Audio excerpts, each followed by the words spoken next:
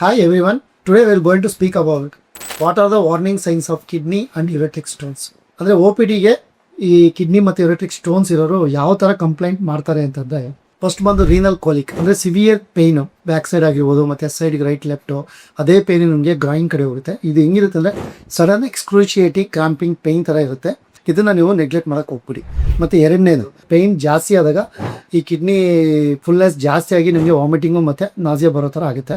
ಅದ್ರ ಜೊತೆಗೆ urinary changes ಅಂದರೆ ಏನು ಇನ್ಕ್ರೀಸ್ ಫ್ರೀಕ್ವೆನ್ಸಿ ಮತ್ತು ಆರ್ಚು ಅಂದರೆ ಬ್ಲಾಡ್ರಲ್ಲಿ ತುಂಬ ಕಮ್ಮಿ ಯೂರಿನ್ ಇದ್ರೂ ಕೂಡ ನಿಮಗೆ ಪದೇ ಪದೇ ಹೋಗ್ಬೇಕಂತ ಅನಿಸುತ್ತೆ.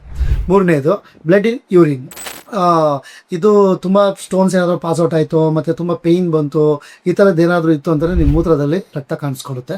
ಮತ್ತು ನಾಲ್ಕನೇದು ಯೂರಿನ್ ಹೋಗ್ಬೇಕಾದ್ರೆ ಸ್ಮೆಲ್ ಬರೋದು ಮತ್ತು ಯಥೇಚ್ಛವಾಗಿ ಸ್ಟಿಂಗ್ ಒಂಥರ ಫೀಲಿಂಗ್ ಆಗೋದು ಮತ್ತು ಒಂಥರ ಡಿಸ್ಕಂಫರ್ಟ್ ಫೀಲ್ ಆಗೋದು, ಈ ಥರದ್ದು ಏನಾದರೂ ಕಾಣಿಸ್ಕೊಂತಂದರೆ ನಿಮಗೆ ಡೆಫಿನೆಟಾಗಿ ಕಿಡ್ನಿ ಎಲ್ಲ ಯುರೆಟ್ರಿಕ್ ಸ್ಟೋನ್ ಆಗಿರ್ಬೋದು ಮತ್ತು ಒಂದೊಂದು ಟೈಪ್ ಯೂರಿನ್ ಇನ್ಫೆಕ್ಷನ್ ಕೂಡ ಇರ್ಬೋದು ಅದ್ರ ಜೊತೆಗೆ.